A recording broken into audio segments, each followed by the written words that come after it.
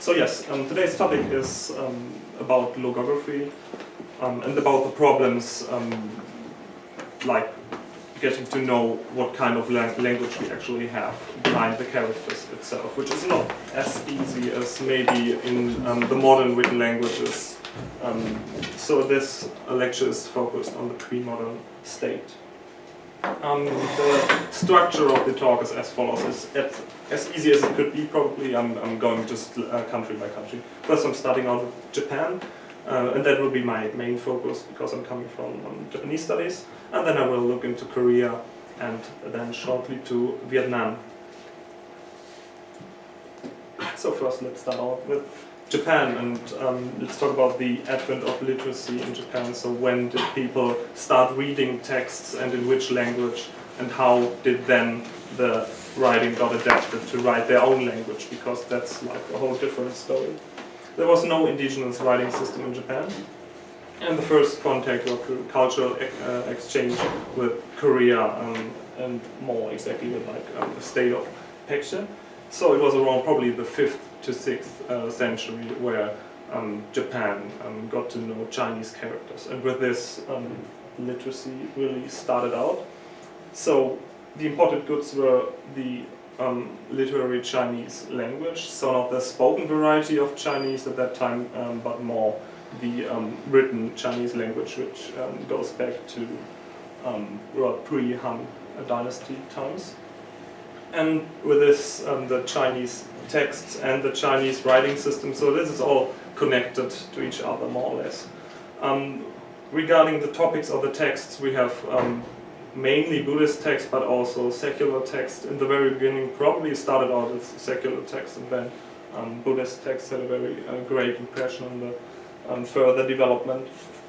And these newly acquired goods opened the possibilities to first read and understand texts written by others, and write own texts. But for this second step, some more time has to put into, because if you just try to learn Chinese, you can copy what they say, copy what they read, and try to write Chinese your own. And the real problem starts when you try to write a different language with a script that was designed for another one. So when it comes to reading other people's texts, we have a bit of information from the Kojiki, so an ancient chronicle in Japan that was written in 712, and what's really important here is the red marked part, so that they got the Luni and the Jianziwen for like the first books, at least that's what the Kojiki stated. The problem is that we don't get any real date, so we cannot be sure when this was, and when we look into the Nihon Shoki, it's the other way around. We get dates, we get, like at the very beginning, 284 and then 285, but these dates are probably not correct. It was probably much later, as I stated in the beginning. It was probably in the like 4th, 5th, 6th century, around that time, probably 4th, 5th. But in the Nihon Shoki we don't get any titles of books, we only get, and again marked as red, various books, so it doesn't state anything about the Luni, for example. So then when we look into like how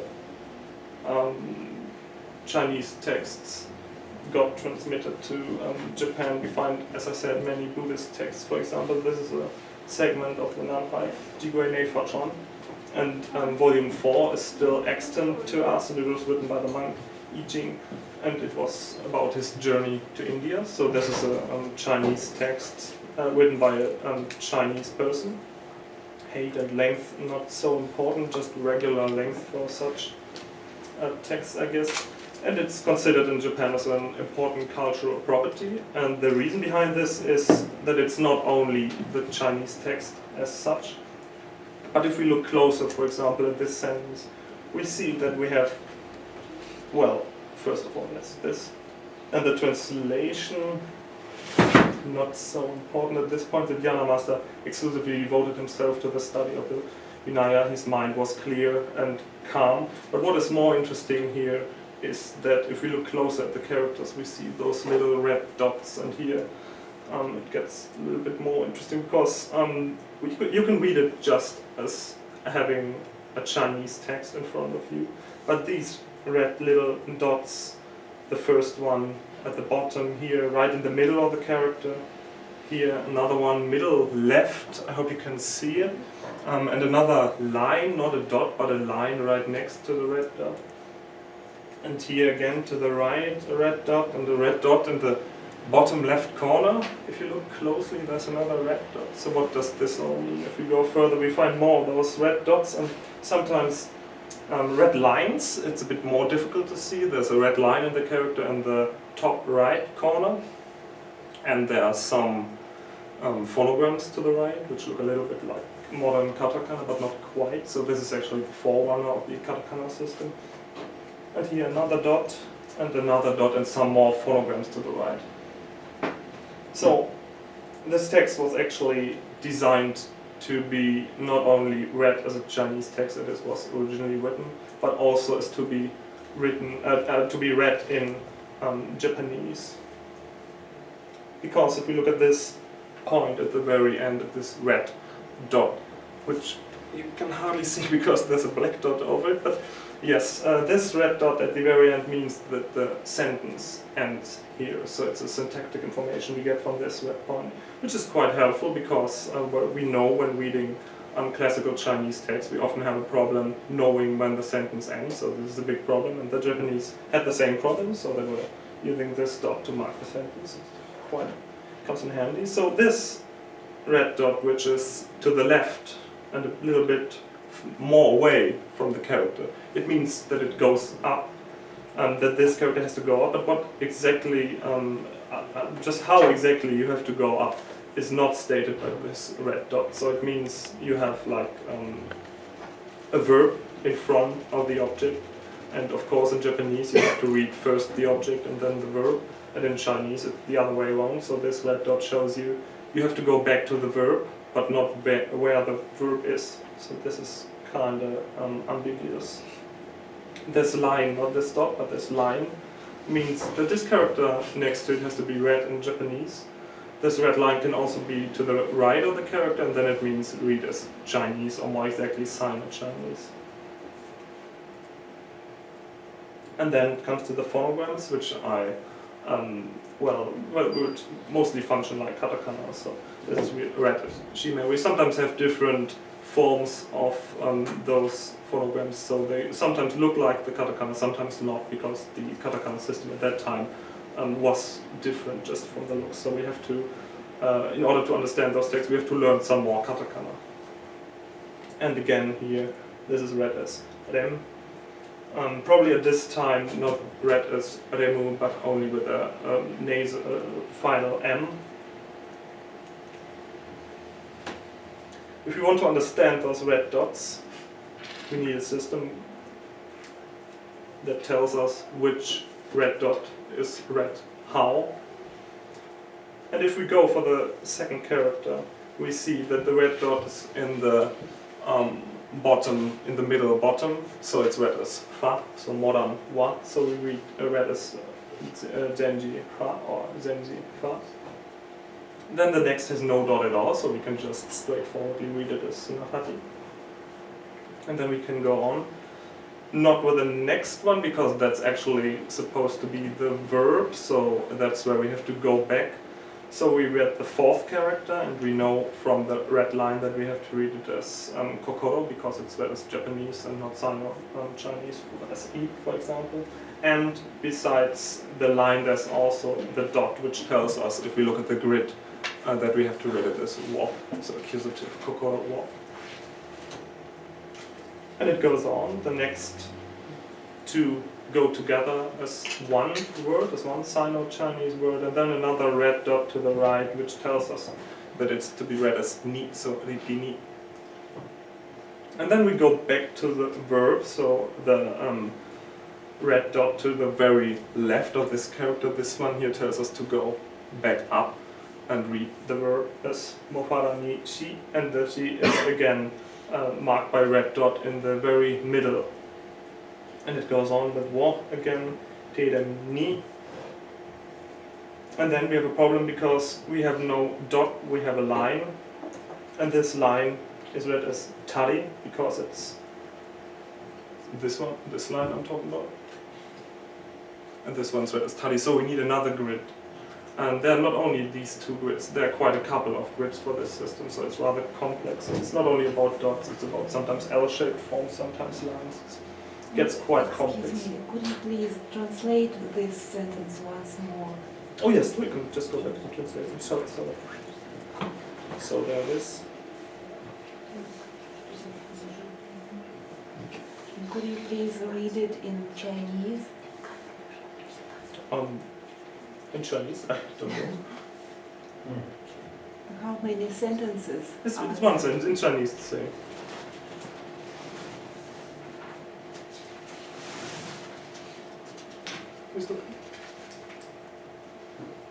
Could you please translate it word for word? Yes, sure. So the first two go as the jhana master or the Zen master, or from whatever standpoint you want to have it. And then the next one's probably just to mark the topic. So in Japanese, a little bit strange here, but it's not much. But for Chinese, it's more straightforward to mark the topic. And then we have the fourth character, which is in the translation, the exclusively devoting, and exclusively devoting to the next, like the one, to those, exclusively devoting his heart to this, so the Vinaya. And then we can have we could have a full stop here in Chinese, from Chinese thinking. The Japanese sentence goes on, and from Chinese we don't know, it could be two sentences, it could be one sentence, because they don't have sentence final forms or full stops, so we can't know. And then it states so yeah, I have two sentences in the translation, so let's make it two sentences. For Japanese it's one sentence, but they could have it as well for as two sentences. And here's the mind, and it was clear and calm. And the character before mind? Let me check. Oh yes, that was he made his mind clear and set it calm. So you could read it as verb object. This is the verb, and mind is its object. For Chinese, yes. For Japanese, no, because the Japanese sentence, as we see here. So for Chinese, yes, I would go for verb object. But in Japanese, it's a bit more different. And here we come to another point. I come back to that later. That the syntactical structure of the sentence in the translation is sometimes not as faithfully translated. And this is actually a great example for this, because here it looks a little bit differently. So it means he made his mind clear and calm. Yes. Makes his mind set aside. Yes. So these phonographic glosses, those red dots we have seen, are called wokoto-ten in Japanese, and they were very popular for glossing manuscripts from the 8th to the 14th century. And there are quite a lot of texts with those kunten glossing, wokoto-ten glossing, over 3,500, probably a bit more even. The glossing is usually done in vermilion or white colors. Sometimes the texts are both in vermilion and white color, and we have two translations right next to each other. And there was a great amount of different systems in use. So not only the system, the two grids we've seen just, this was one system, and there were quite a lot of other times, and each school had its own system, and sometimes they were kept in secret. We don't know just how secret those systems were, but it's just a hypothesis that it was supposed to be in secret systems, so that other schools couldn't actually read the translations that one school has made. And this one from the example is called Hodo-in-ten system, and it has not only those two grids, those two boxes I had just on the other slide, but it has 31 boxes with over 240 different phonographic glosses.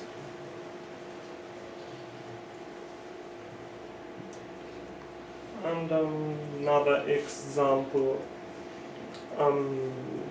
copied sutra to wish for long reign of the emperor, and there were quite a lot of on those pages in the first place, but this is like the only extant fragment that is left from a very, very big amount. And this one's considered as a national treasure, so they are both hold in very high esteem, this one and the last one. And again, this is glossed after the Hodo-in 10 system, so we're a bit familiar with it, so we go through it again for one sentence. And this one I chose because it has not only one translation, but actually two translations, two different glosses in it. So again, here's the English translation. This time, let me check the syntax, but it should be more similar. The Chinese is more similar to the Japanese here, yes, but we can look at least like one of the Japanese translation. There's another one, but I'll come back to that.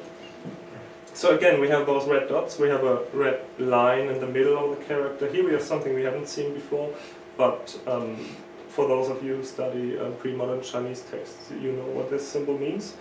Then we have two red dots on top of each other, so something else. This one we already know. Here we have two dots which are not connected to each other, so we have two different phonographic glosses. Here we have an L-shaped red line in the middle of the character. This one we already know, and this one we also already know. Although maybe it's difficult to see here whether it's meant to be in the top left or in the middle left actually. But this one's meant to be in the middle, not in the top.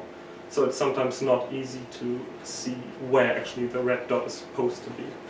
So you often have to go just for context when dealing with such texts. It looks like this. This red dot at the end, we know it marks the sentence ending. This, again, to read this is Japanese. We've had a line before. This time they are only using a red dot. So when it's a red dot which is not close to the character but far away, it's not meant to be a phonographic gloss, but to be a mark that tells you how to read it. And this one again means go up and read before the first character. So this is clear, it's not ambiguous where the verb is, because we only have one character above it. So we know start with the second character and then the first. So, just am I getting it correctly that you treat this kind of text as being written and what, in Japanese or Chinese, you don't know how to pose this kind of... I come back to that question. That's one of the main questions I'm going to do. To me, it is, and the previous text, it's clearly written in Chinese. It is. It is. Yes. But here are these kind of dots, and they evolved in a kind of more just exactly that the system that you have there, just in a very elaborate system of how to transform this grammar of a Chinese text into Japanese. So basically we have a bilingual text here, which yes, you can use. We have this. But I come back to that. Yes. Oh, okay. Yes. So, but thank you. Because that's the main problem as linguists when you deal with such texts. Yes. So we have three different glosses. We first have the red Wokoto 10. And then we have the black katakana 1, as I call them here, and another black katakana 2. So we see when we look and compare the katakana forms that these two and these and this one are written by one scribe, and all the other phonographic glosses by another one. So if we have one to the right and one to the left, we know that this has to be written first, and then another scribe didn't have any place here, so we had to put it there. And he put it there because he could put it, no problem. He could put this one there, and again here he had to put it to the left because this was already occupied. Can you explain it slowly one more time? Yeah, sure. So first of all, they had a Chinese text, and it got to Japan, and in order to understand it, maybe the teacher, we don't know, put on those red dots there, so they could read it as Japanese, the text, and understand it. And these are regarded as a more or less as phonetic markers. They tell you how to read this. Yes. Right, and then all this accent left into the right of the characters, they mark how this thing is supposed to be reorganized syntactically. Yes, yes. Some of the red dots tell us, like, read it that way, read it this way, and some of the red dots tell us sentence ends here or go up, stuff like that. So we have two different kinds of it. Okay. So yes, after one person has written the red marks here, another person maybe wanted to have it translated differently and wrote those two and this and we get a different translation from this, which is still very similar semantically, but we have a different morphology behind it. But again, I'm going to come back to that on the next slide. And then, this is what I call black katakana 1. And the black katakana 2 are this, and this.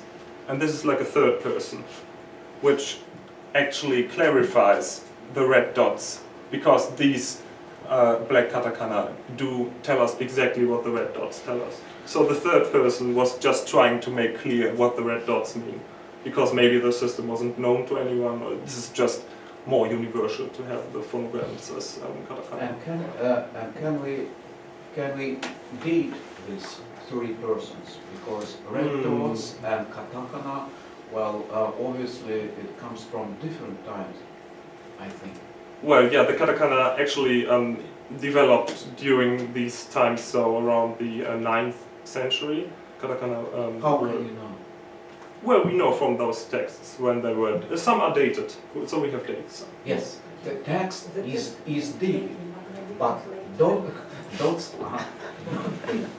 Yes. That's yes. the problem. So we can't exactly know. Yes. Thank you. We only know like the order when this was done first, this second, this third, but exactly we cannot date it. We can see from the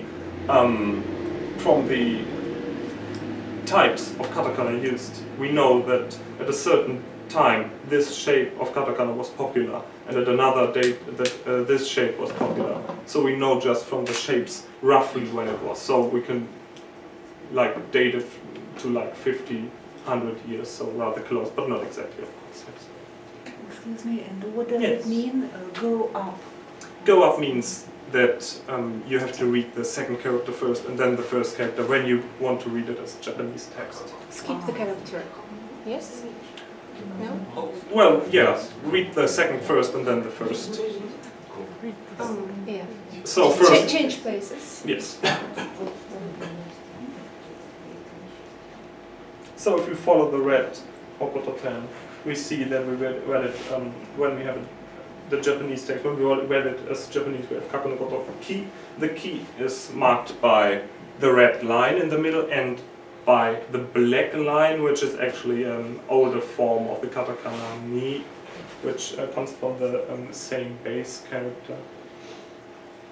And then this is straightforwardly read as sai.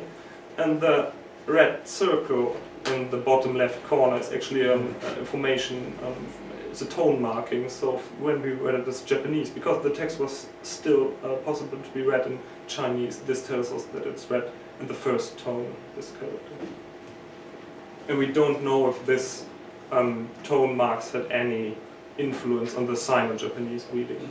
So that may be the case as well, but maybe this is just for Chinese reading of the text to make it clear that it's in first tone. Again, the blue marked give us hint about the katakana give us hint. It's marked here as blue as ra, mu. The toki ni we already had, the masa ni, so the sixth character has two red dots. One of the red dots is read as ni, the one to the right, and we don't read it. This middle red dot we don't read just now. We read it as at the very end, but the text itself doesn't tell us that we have to do it this way. This is what later is known as Saido-Gomoji, if you're familiar with the concept. So this is again straightforwardly only one dot, which is this one. So this is read as masani. We skip this one because it's the verb, and then we read these character, all of them as Sengan Daifushi no, which is like the black katakana 2, which I call black katakana 2, and the red dot is the same information. And how is it translated? Again, the same translation as we have seen with the Chinese. So we can go back to that. Oh, So yeah, the first 5 characters, when such disasters come, so this one is the verb, then the disasters is the second, and kaku no gotoku it's like such disasters come, and then the second part starts from here. One should build, so this is should, one should build this one, so thousand-eyed Bodhisattva statue. And yes, that's like the And- image. Thousand-eyed and perhaps with suffering mind. Well, yes, that's implied in the name, yes.